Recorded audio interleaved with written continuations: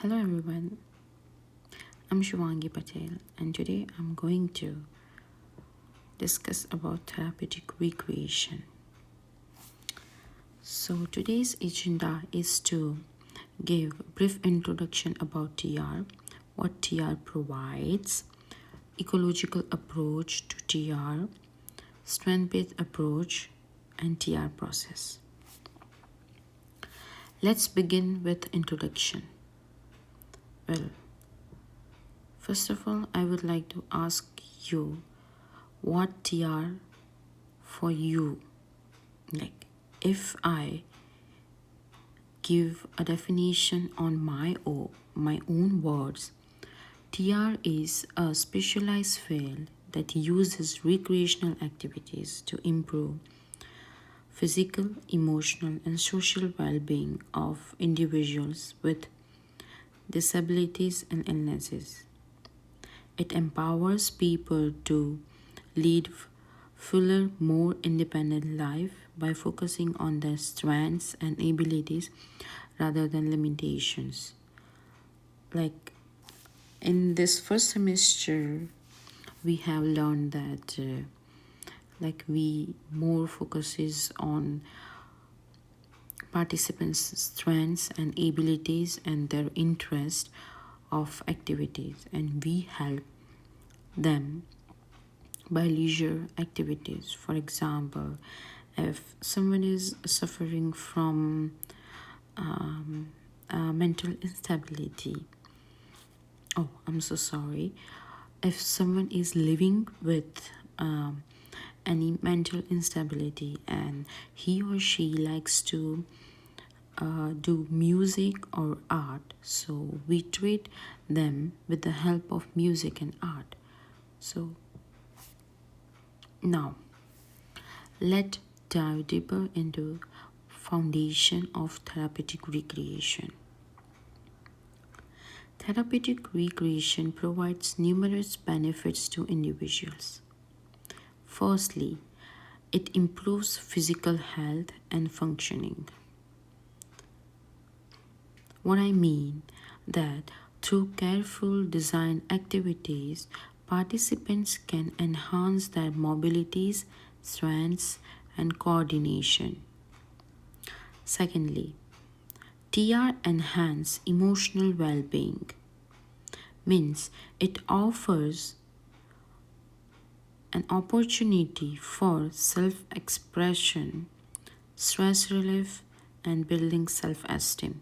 For example, a lot of people get stress relief or able to build self-esteem with the help of some music therapy or art therapy. Thirdly, it increases social engagement and support. Means with the help of group activities in TR settings, it's allow individual to form connection and practice social skill and build support network. And lastly, TR promotes gather independence and quality of life by teaching skills that can be applied in everyday situation.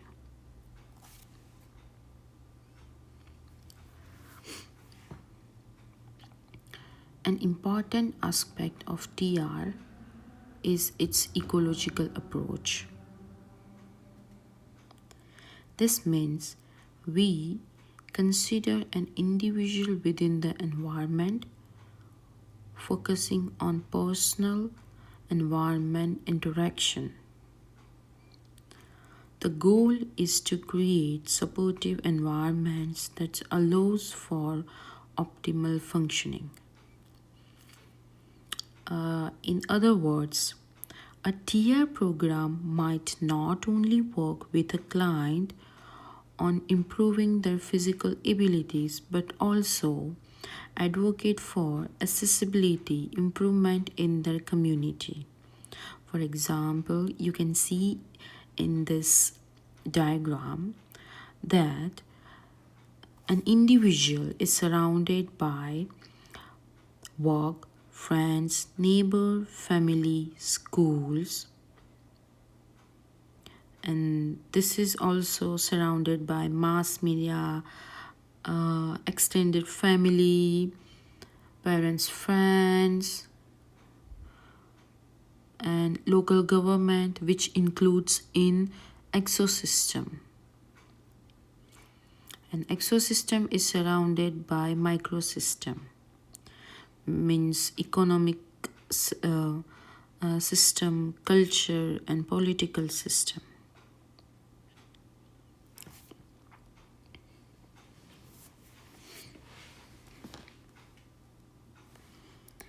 Now, central to TR is the strength-based approach. This philosophy emphasizes individuals' capacities, skills, and resources rather than focusing on their limitations. The relevance of this approach lies in its power to promote empowerment, reliance, positive positive outcomes. We can focus on what people can do rather than what they can't. And with this uh, with this scenario, we can open up a world of possibilities. So, there are several key principles that suppose this strength based approach. Firstly, we focus on strengths rather than deficiency. Means instead of focusing on what a person can't do, we definitely and build upon their existing abilities and interest. Secondly, we collaborate with clients to set goals. Means this ensure that the goals are meaningful and motivating to the individual.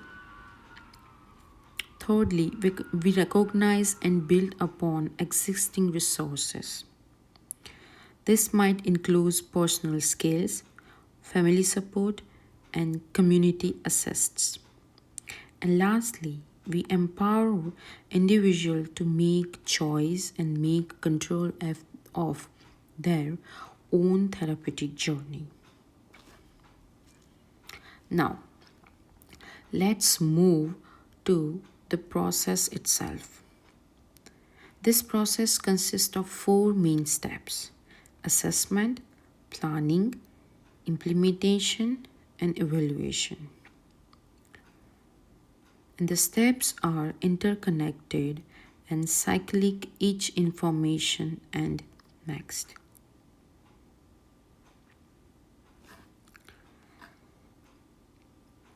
The process begins with assessment. In this phase, we gather comprehensive information about the client's need, interests, and abilities. We use combination of standardized assessment tool and careful observation, which means this might involve interviews with the clients and their family members, reviewing medical records, and conducting skill assessments. The information gathered in assessment phase directly informs the planning stage. Here, we develop individuals' goals and objectives for clients. These goals are SMART, means specific, measurable, achievable, relevant, and time bound. We also create intervention strategies based on assessment results. For example, if our assessment reveals that a client enjoys music and need to work on fine motor skills, we might plan activities involving playing simple instruments. Next come implementation. This is where we put our plans into action, excluding planned interventions. It's important to note that implementation isn't rigid. What I mean that we continuously adapt activities as need based on the client's response and progress. The final step is evaluation. Here, we monitor progress towards the assess established goals and assess the effectiveness of our interventions and make adjustment to the treatment plan as necessary. This evaluation feeds back into the assessment phase, creating continuous cycle of improvement. So, let's understood this TR process with the help of an example of case study. So, Sarah, a 45-year-old woman recovering from stroke, and she was an avid gardener before her illness. She currently struggling with fine motor skills and social isolation. So, in assessment phase, we learned that Shara was an avid gardener before her stroke and that she's struggling with fine motor skills and social isolation. In planning phase, we might set goals related to improving her hand dexterity and increase her social interaction. We could plan a series of group gardening activities. During implementation, we might start with Sarah practicing in potting small plants and gradually increase the complexity of the task as she improves. We do ensure the activities are done in group setting to address her social needs. And lastly, in evaluation phase, we do measure improvements in Sarah's fine motor skills and assess her social engagement level. So, based on this result, we might adjust our plan, perhaps incorporating more challenges gardening tasks or expanding to other nature-based activities. This example illustrates how the triad process is personalized and goal-oriented and adaptable. To conclude, therapeutic recreation is a powerful tool for improving lives. It goes beyond mere entertainment, using recreational activities as a mean to achieve significant therapeutic outcomes. By focusing on individual strength, considering their entire ecological context, and following a structured yet flexible process, TR helps people with disability or illnesses to not just live but thrive. Thank you. Thank you so much for listening me. If you have any doubts, this is my email ID. You can mail me questions.